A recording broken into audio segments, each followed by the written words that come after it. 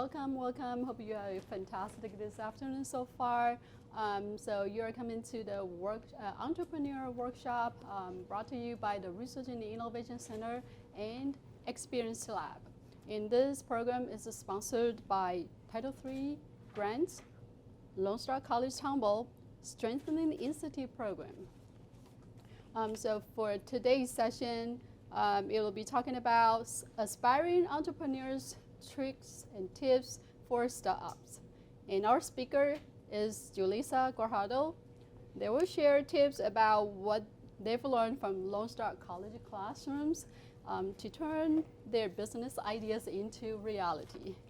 And Julissa is a student and also a full-time employee at Lone Star College, working with the multimedia services and also managing the Experience Lab with the VR goggles and everything, AR, VR.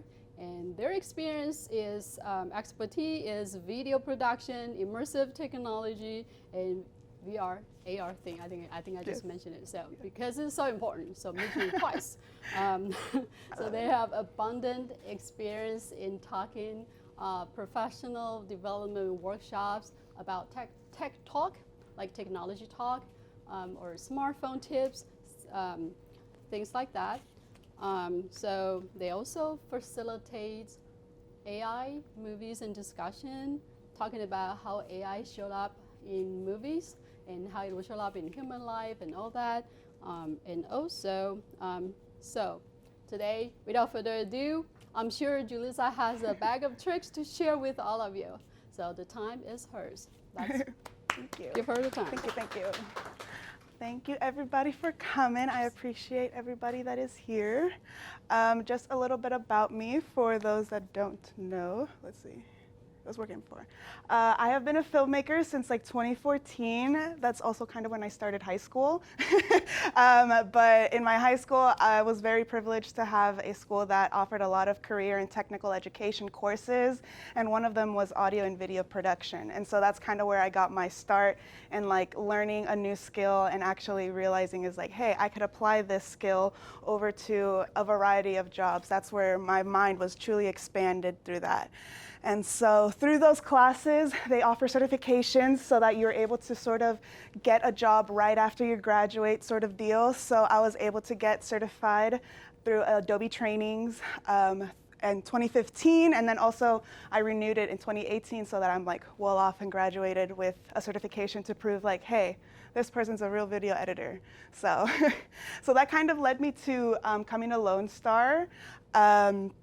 I started off just doing my Associate of Arts and with plans to transfer over to like more to usually the goal was University of Texas because they have a pretty great film program there. But around the time that I was getting ready to transfer, COVID kind of hit. So it's like that kind of derailed my plans there. And it kind of inspired me to go back to continue doing Lone Star because I was doing it. I had just finished it, but I wanted to continue doing it because they offered these workforce skill programs and certifications and degrees. And so I was like, okay, let me expand on the skill set that I kind of got already in high school. Let me either get a refresher, maybe learn some new things, meet some people who are wanting to do the same thing as I'm wanting to do. And so that kind of led me into the applied science degree here at Lone Star, which I'm completing. I'm doing my portfolio development class right now. And so I'm finishing it up. I'm going to be graduated soon, so maybe I'll move on to a bachelor's or just continue using these skills and what I'm doing right now. But that kind of led me to this job, seeing as how I liked Lone Star so much. I'm kind of been through 4 years as a student. I was like, let me see how this place actually works. And that led me to this job here as Technician 2 of Multimedia Services, doing video production and then immersive technology over in the Experience Lab. But meanwhile, that was happening while I was in school. That's just like my higher education background. So all the while that was happening while I was in school, my family had started a business in 2017. They had a Mexican restaurant called Taqueria Los Tamales. And so they ran it for like 3, 4-ish, 5 years. They just recently sold it, but I was able to help them kind of build their digital presence online, create their website, their logos, their menus, any other promotional graphics, and then manage a little bit of their social media.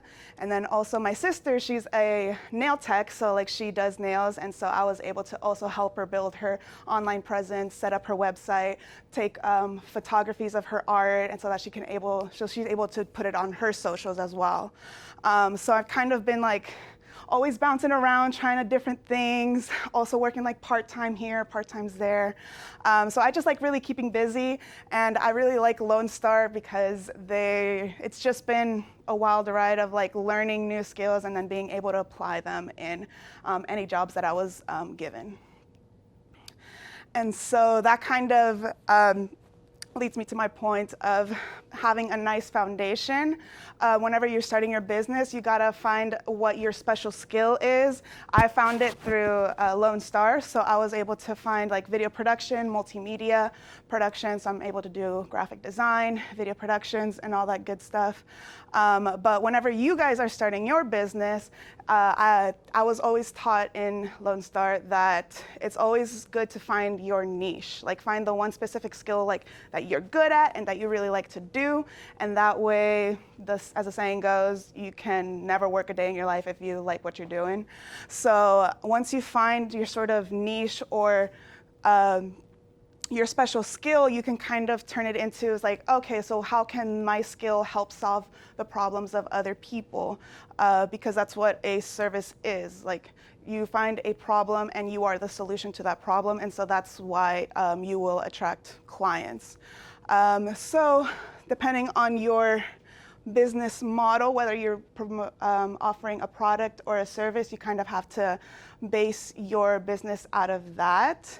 I don't like products too much because that's usually you either have to like recreate something that's already been done with a little twist, and that requires a lot of more development and research, while a service is something that you already have within you that you're able to provide like immediately to other people. And so you kind of use your expertise to further along other people, and that way you can create a great business. I've also found that researching other businesses and also possibly even working for them also kind of gives you an idea of how things are run. As I'm doing this job, I'm like learn how to manage, the budgetings and like scheduling and all that good stuff. So, and then I've also been I've had an internship at other production studios to see kind of how they are running as well, see what works, what doesn't work. Just recently, I finished up an internship with a production studio that manages a space where they kind of rent out their areas, like backdrops and stuff, to other people. And so that kind of made me realize that I wouldn't want to be the one managing a space because it's just too much work, making sure the maintenance is kept up and all that stuff. So for me, I personally like offering services because I know what media production is, what the flow of it is from like the planning to the production and then over to the distribution. So making sure that you know how you want to handle the process of that is very important whenever you first start. How you want your company to run, like do you want to be the head top dog that kind of controls everything, or if you would rather have someone else kind of manage the schedulings and the projects and the budgeting and all that stuff, making sure that you have all the necessary resources for your businesses. And then also knowing your client base. You got to know who you are offering your services to. Your niche usually kind of focuses on a certain demographic type. You can offer your services to anybody, but you really have to, like, if you find a certain audience member that you are trying to attract, whether that be like local businesses or you would rather attract normal people, that could also be a thing. For me, I like to collaborate with other businesses. So I do social media content for a hairstylist right now, and then also for that other production studio. So I still continue on even after the internship to continue to make content for them. So just knowing who your client base is and really having your missions, your values align, that could also help a lot with the collaboration. It just makes it easier to talk to people and to continue that relationship. And then another thing that you have to think about whenever you're starting your business is how you kind of want to get paid. You usually have to create a contract, especially with a service, kind of stating what services you will be providing and for what budget they are requiring. So you kind of had to determine that whether you want to get paid, upfront or like have a deposit and then have them pay incrementally. Just making sure that the money is kind of coming in, because there's money coming out of your bank account or the company's bank account that will kind of cover all the operating costs of whether you have a space, you need to pay your light bills, pay the rent, or pay the Wi-Fi or internet. So you kind of have to think about what other costs are associated with creating your service. So for instance, in my field, in video production, I require access to like a stock photo library, stock videos, or like motion graphics templates and stock music and all that stuff. So like that's usually like a subscription-based model where I have to pay monthly. So I have to ensure that the money that I'm receiving monthly is able to cover that, and then also just a little bit more so that it can also pay you, pay other people. So just ensuring that kind of the income supersedes the output, or like the input of the money oversees the output of what is already being paid. And so my expertise, I think, lies in building the legitimacy of a business. So like building up a website, making sure you're reachable, having a nice, clean, sleek design for your business cards, or even promoting your stuff on social media. So making sure that your mission and your branding is nice and clear all across any type of digital presence. So you got to make sure that your phone number and emails are working and that people are able to easily reach you, and have that all organized and be ready to present to other people as well. And so after that, depending on your service that you are providing, some of them require licensing. So I know it through the trades area. If you're going to be like an electrician or a plumber, you usually have to be also compliant with the state a little bit. Let them know it's like, hey, like I'm an official person. Or in my case, get the certification of becoming like a video editor. At least for my industry, you're not really, as long as you're able to like prove you can do work, you don't really need any licenses or stuff like that. But in some cases, like say if I were to get a drone and wanted to do more drone footage, I need to get in contact with the Flight Association to make sure that I am compliant in my equipment and that I am able to film, because that requires a whole extensive test and a license for that. Any questions so far? Any chance? Okay, cool.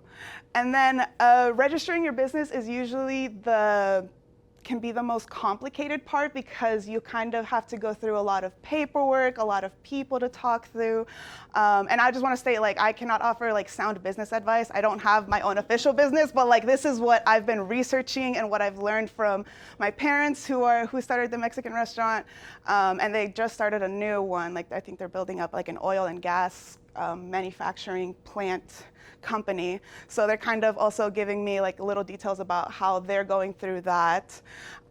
So usually in the state of Texas, you have to go through the Secretary of State to register your business to form either an LLC, a sole proprietorship, or a nonprofit. There's a bunch of different categorizations depending on the type of business you want to do. So that would just require a little bit more research on how you want to approach that. But for the most part, a lot of people, especially here in Texas, they create an LLC, which is a limited liability company, and that kind of operates as like a small business. It's not like a big corporation, so that's how usually people get started.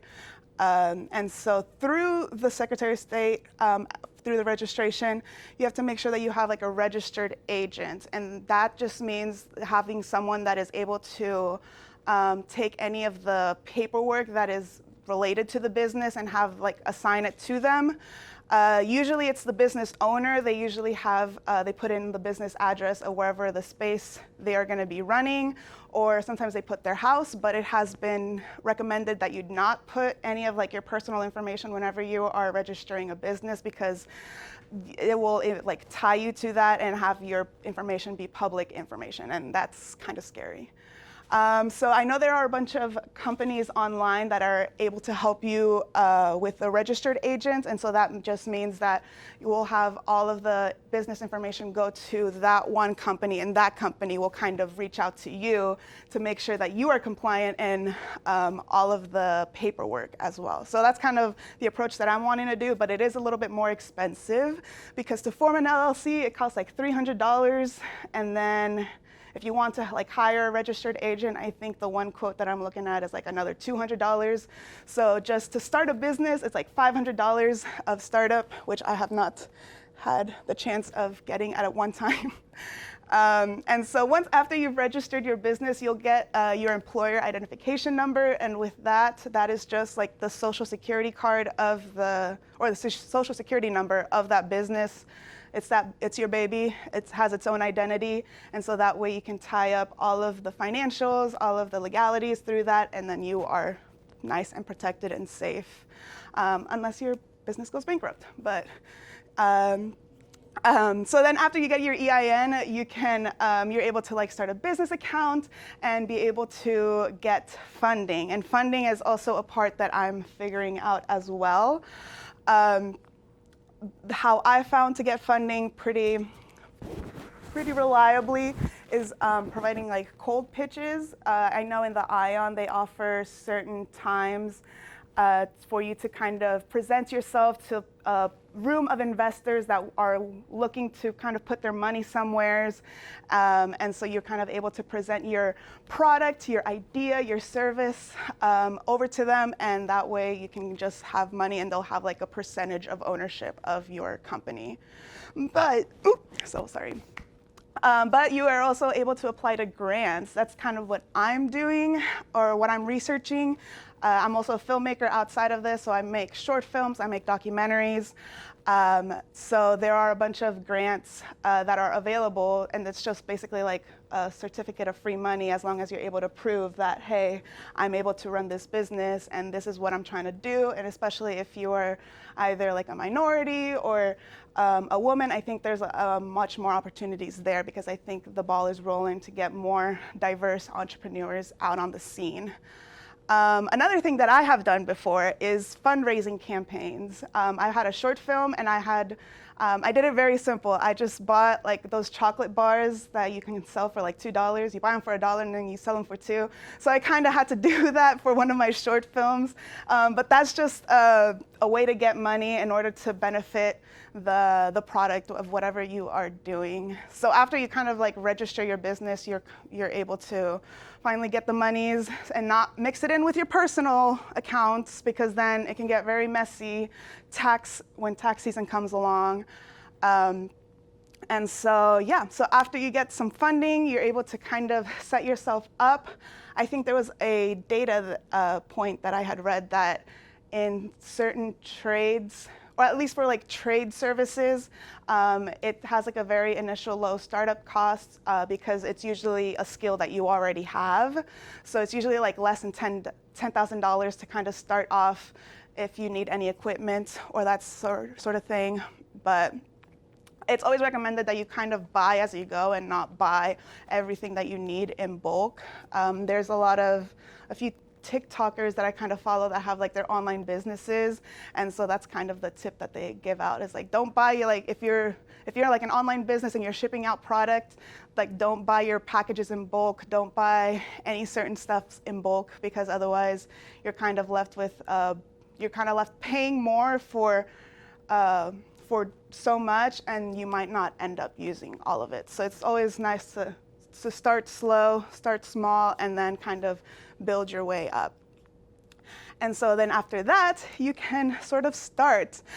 I've seen some people start at step number 4, where they're already working, already talking to clients like, hey, I can do this, I can provide this service for you, without getting any of the other formalities in check. And that is good for whenever you're starting out, sort of like me. I think that's what Lone Star, a lot of the workforce classes that I've been through have said is like, oh yeah, just start getting clients, start talking to people, start doing it. You might have to be doing it for free for a little while or at a discounted price in order to get your name out there, but it's necessary in order for you to kind of build a reputation and also know what type of clients you want to work for. And all of that will just ultimately expand your skill set. I know my mom right now is trying to find QuickBook classes because she's going to be doing the accounts and payroll management for their new business that they're doing right now. So it's just like a new way to learn, kind of the hard way, but you could come up with a very good outcome. And this is my big message out of everything, saying that as like a professional, but also I don't feel that professional type of thing, is like, you will fail. Like, that's just a matter of the game. You're gonna lose money, it's gonna hurt. You're probably gonna lose clients, that's also gonna hurt, but you can't really be scared of it. I feel like I spent a lot of my time scared of like trying it out or going for it because I wasn't fully prepared. And so it's kind of taking me like these past 2-3-ish years to kind of just embrace that failure is a part of life, and that's really the best way to learn, because otherwise you're not going to move far. And learning how to pivot as well, like taking in that failure and then kind of regurgitating it and then pushing it out towards another venture, and after you've learned your lesson from it. And what really helped me out the most was having a very trustworthy network. My friend Leo, we took the same classes, like the same video classes, and so that's how we kind of connected. But ever since then, we've kind of grown into like a power team where people see us like kind of work together and they're just like mind blown. It's like, wow, how can you do that? It's like, well, you kind of have to like build out that relationship first, have like the same goals and make sure to support each other. Or you can find a group of like-minded people. I know there's always going to be groups hosting networking events for business, entrepreneurs, specific trades. Just later today, I'm gonna go to a Halloween party for filmmakers. We're gonna have a murder mystery, so it's another great way to network and just finding a team.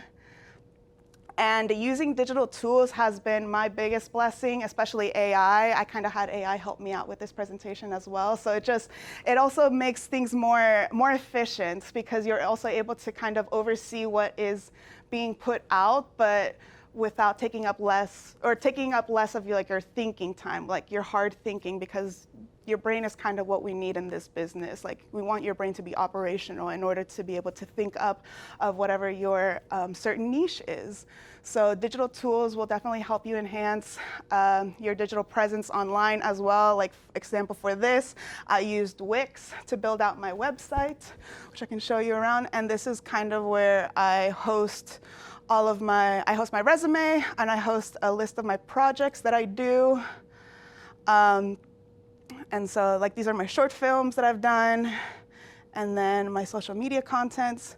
So digital tools have helped me out a lot. It kind of feels like I'm playing scrapbooking, but like online, digitally. But these are just some of the works that I've done. Let's see, this is the hairstylist that I kind of did. I'm really proud of this one because she looks really pretty. Yeah, so as of now, I'm kind of doing, what is it? Like, I guess the client management and the production as well as the editing, but I'm kind of looking to really connect with other filmmakers and other industrials to outsource some of the jobs that are associated with having a business. I found it easier when you're working with people, especially who have like the same mindset as you. to be able to kind of take on roles that you don't necessarily want to take on. I'm very much better at editing than my other friends, so like I'm kind of like the editor of the group. But my other peoples, they're more social than me, and I like socializing to a certain extent, but I have people who are able to take on the socialization aspect and the networking and kind of bring me along with them as well. So it's a matter of just knowing where your faults are and knowing where your strengths lie, to be able to kind of navigate that whole process. And I think that's it for me. You can follow me on social medias. It's juls.media. Online or my website. You can find me through my other work, or you can contact me. But yes, does y'all have any other questions? That was amazing. All right, thank you. But yeah, I'm starting my business soon, but I'm helping other businesses also expand their things. So if y'all want to get to talking more, I'm here.